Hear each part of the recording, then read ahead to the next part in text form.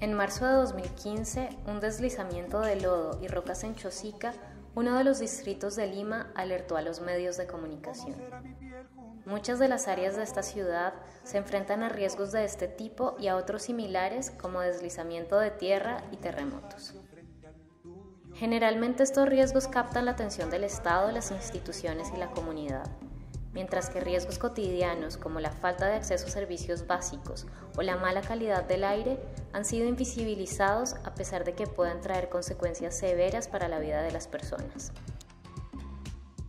Nuestra investigación como estudiantes de la Maestría de Medio Ambiente y Desarrollo Sostenible de la Universidad de Londres se ha enfocado en el riesgo físico cotidiano en Lima como continuación al trabajo previo de la Unidad de Planificación del Desarrollo y de la plataforma Aprendiendo Lima.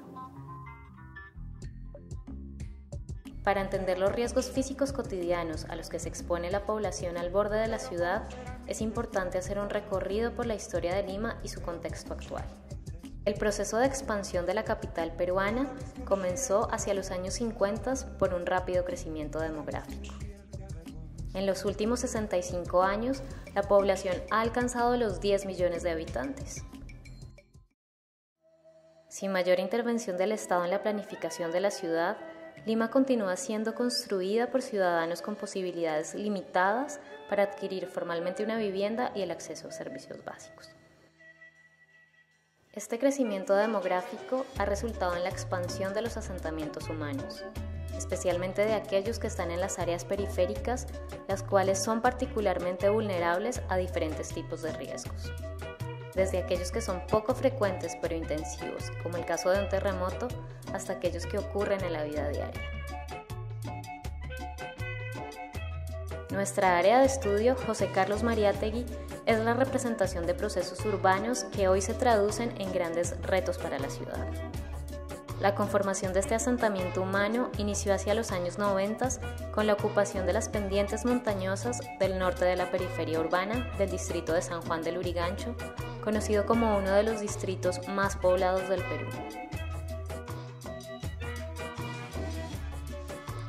Inicialmente estas ocupaciones no fueron reconocidas por el Estado, por lo cual la comunidad decidió organizarse en agrupaciones familiares para gestionar la tierra y asegurar de forma colectiva el acceso a servicios básicos. Aún al día de hoy, José Carlos Mariátegui continúa en expansión. De las 76 encuestas realizadas, encontramos que el 44.7% de los moradores había llegado motivado por la disponibilidad de terrenos para habitar. Esta información revela que la escasez de terreno asequible en Lima es una de las causas que llevan a la población a asentarse en la periferia de la ciudad. La continua demanda y necesidad de tierra en Lima ha dado lugar a la especulación de terrenos y a diferentes prácticas. Desde la subdivisión de tierra por parte de las agrupaciones familiares y la compra de tierra de la comunidad campesina de Jicamarca, hasta el tráfico organizado y la piratería de tierra. La combinación de todas estas dinámicas al borde de la ciudad han propiciado un incremento de la vulnerabilidad frente a la exposición del riesgo físico cotidiano. A partir de este primer entendimiento, concluimos que los riesgos físicos cotidianos en ese asentamiento son percibidos, experimentados y enfrentados de forma distinta dependiendo de quién se trata y dónde se encuentra ubicada la vivienda. Estos riesgos se perpetúan por círculos viciosos que se han formado por una relación contradictoria entre los mecanismos que se han desarrollado por la comunidad para responder al riesgo, así como por el marco legal e institucional y por la posición socioeconómica de los habitantes de José Carlos Mariátegui.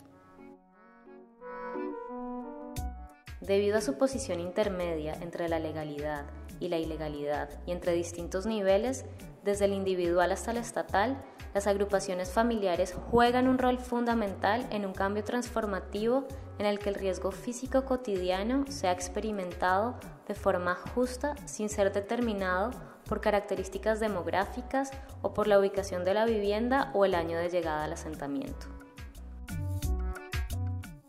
Esta transformación solo será posible mediante un consenso entre el Estado, la municipalidad, las instituciones y la comunidad en un periodo de tiempo específico.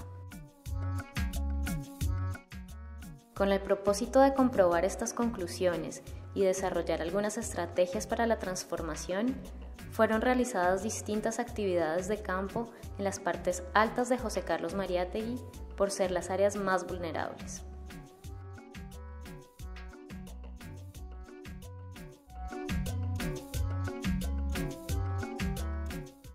Y acá nos cae del muro de arriba y nos ha perjudicado de que venía piedras y cloros por la lluvia que estaba a esta zona.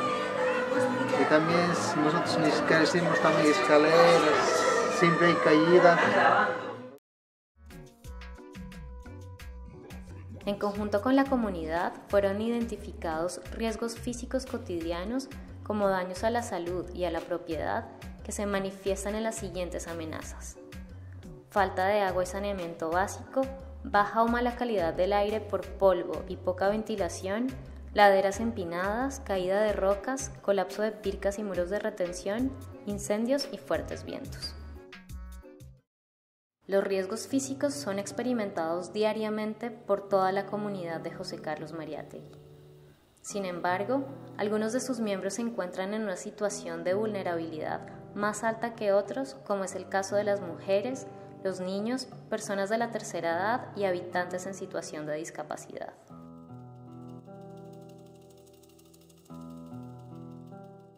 Es mucho dificultoso para poder subir, pues, ¿no? A falta que no hay la carretera. Y entonces, cuando la tierra está muy seca y estuve embarazada, ¿no? Sufrí un resbalón, pero no fue de mucha gravedad, pero arriesgada mi embarazo, ¿no? Por ejemplo, en el trabajo de campo pudo determinarse que en el 63% de los hogares encuestados habitan niños menores de 5 años. Este grupo es particularmente vulnerable a lesiones por resbalones y caídas debido a las inadecuadas condiciones de las rutas de acceso. De la misma manera se identificaron diferencias en la exposición y la percepción del riesgo. El 83% de las mujeres encuestadas perciben la caída de rocas como el mayor problema frente al 59% de los hombres. Información cualitativa recogida en campo indica que esta diferencia está determinada por la responsabilidad que han asumido las mujeres en el cuidado de sus hijos y por el hecho que ellas están más tiempo en el área que los hombres. Las diversas percepciones y experiencias del riesgo han llevado a la internalización en algunos casos y en otros a diferentes respuestas, individuales, en grupo o incluso estatales. Un ejemplo claro es la colaboración que se ha hecho entre vecinos para financiar proyectos de desagüe. En ello se ha invertido una suma de alrededor 2.000 soles por casa. Si bien son evidentes las múltiples respuestas al riesgo desde diferentes niveles, muchas veces ellas no necesariamente conllevan a una reducción efectiva del riesgo. Prueba de ello es que la inversión colectiva para el acceso a servicios básicos excluye a aquellos que no pueden pagar, y en otros, las obras no pueden ser pagadas en su totalidad, dejando obras incompletas que a su vez pueden generar grandes problemas en la movilidad. En algunos casos, las agrupaciones familiares dependen de la venta de lotes a nuevos moradores para financiarse, lo que significa una expansión hacia las partes altas de José Carlos Mariátegui, en terrenos donde se encuentra el límite de las agrupaciones familiares y donde los riesgos de desprendimiento y deslizamiento de rocas, movilidad limitada y acceso a servicios son muy altos. A pesar del interés colectivo de las agrupaciones familiares, estas organizaciones en la práctica suelen favorecer a los antiguos residentes, quienes se encuentran en un área más consolidada y por lo tanto con mayores posibilidades de inversión. Los ejemplos previos, así como otros casos identificados, revelan que los riesgos en José Carlos Mariátegui pueden ser perpetuados por la combinación de los siguientes elementos. Primero, por una visión fragmentada del riesgo que se ha dado como consecuencia de las distintas percepciones. Estas se han determinado por la posición socioeconómica de los moradores y por otras condiciones como la falta de implementación y claridad en las políticas de vivienda y en las normas. Segundo, por la forma en que acciones en grupo, como por ejemplo la obtención de servicios básicos, han sido iniciadas para obtener un beneficio individual pero terminan una vez su interés es atendido en lugar de impulsar una trayectoria de acciones colectivas duraderas en el tiempo. Además, la tendencia del Estado, las instituciones y la comunidad a actuar de manera reactiva impide la formulación de medidas de prevención y mitigación a largo plazo. De esta manera, la relación de la comunidad con el Estado ha sido determinada en muchos casos por los beneficios que se pueden recibir cuando estos están disponibles, pero no como un vínculo continuo. Esta relación con el Estado además deviene en una expectativa de urbanización, donde la comunidad, en lugar de promover inversiones y acciones colectivas efectivas, espera la intervención pública.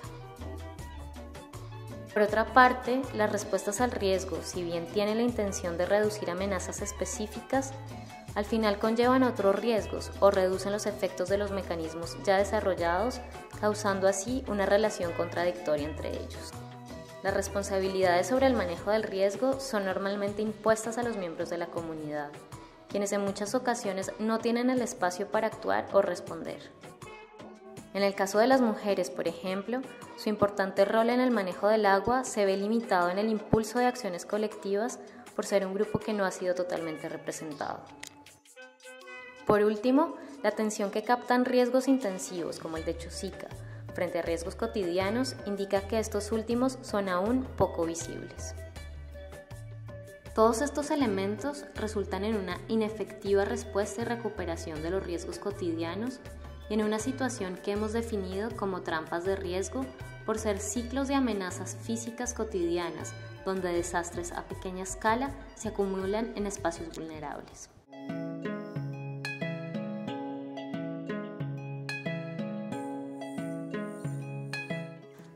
Nuestra visión hacia la transformación consiste en la creación de un sentido de corresponsabilidad entre la comunidad, las instituciones y el Estado, lo que implica que tanto las responsabilidades como los derechos de todos los actores en la mitigación de riesgo, las inversiones y la gestión y el uso del suelo sean definidas con el propósito de seguir construyendo las relaciones y las acciones ya establecidas. La forma de abordar la transformación tiene el potencial de ser efectiva en el logro de una visión incluyente y concertada en diferentes escalas y en el tiempo. Nuestras estrategias de transformación están basadas en acciones que pueden ser implementadas tanto al nivel de las agrupaciones familiares como al de la comunidad. Es importante tener en cuenta que algunas de estas trampas del riesgo se han configurado desde el marco nacional y por lo tanto, desde esta esfera se requiere la implementación de medidas que ayuden a sobrepasar las tensiones que hay entre las políticas para la gestión del riesgo y la realidad. La posición de algunas entidades públicas de reasentar a comunidades que se encuentran en zonas de alto riesgo, por ejemplo, se ve enfrentada a cuestiones prácticas y de factibilidad y a la efectividad de las políticas de vivienda y uso del suelo. Nuestra estrategia para un cambio transformativo ha sido diseñada con la participación de la comunidad y está compuesta por 4 temáticas. La primera es la consolidación, que está dirigida a mejoras en 3 áreas: movilidad, servicios básicos y adecuación del lote y la vivienda. Para ello se proponen acciones como la construcción y mejora de escaleras, caminos y carreteras, la instalación de sanitarios comunales y mejoras en la calidad de la vivienda. Esta estrategia para la consolidación lleva consigo un cambio en la valoración y el control del borde de José Carlos Mariátegui para evitar la expansión en las partes altas de las quebradas. Nuestra principal recomendación es otorgar a las agrupaciones familiares el derecho a manejar colectivamente su territorio con la condición de que no continúen expandiéndose para de esta manera construir un sentido de la responsabilidad. Para esto es importante realizar ejercicios de mapeo para la planificación y promover iniciativas para la creación de áreas verdes y espacios abiertos como el concurso Lomas y Laderas promovido por Senca. Acciones de este tipo pueden además contribuir en la protección del territorio frente a la piratería y tráfico de tierras. Sin embargo, uno de los mayores obstáculos se encuentra en la financiación de las medidas para la transformación. Con el objetivo de hacer posible esta estrategia, proponemos un redireccionamiento de las finanzas a partir de la creación de grupos de ahorro y fondos rotatorios como fuentes económicas para la implementación de infraestructura y acciones para la prevención y mitigación del riesgo. Teniendo en cuenta que la clave de esta estrategia es la corresponsabilidad y la cogestión, la comunicación entre los actores es primordial. Por ello, la última temática de nuestra estrategia consiste en construir puentes entre los miembros de la comunidad y entre ella y las demás instituciones. La forma de hacerlo es asegurando que los estatutos de las agrupaciones familiares incluyan a grupos vulnerables en el proceso de toma de decisiones y que su actuación sea un referente de acciones colectivas y de alianzas con diferentes actores. En una escala mayor, el reciente establecimiento de la Federación de Agrupaciones Familiares llevará a unir esfuerzos hacia mejoras en la infraestructura, servicios y manejo de la tierra. Finalmente, la implementación de cabinas móviles y de mesas técnicas permitirá la comunicación y el establecimiento de vínculos de confianza a partir de los que será posible la corresponsabilidad sobre el territorio. Estas responsabilidades y medidas estratégicas son el camino para alcanzar el objetivo de nuestra estrategia. Más allá del riesgo, una gestión corresponsable del borde de la ciudad.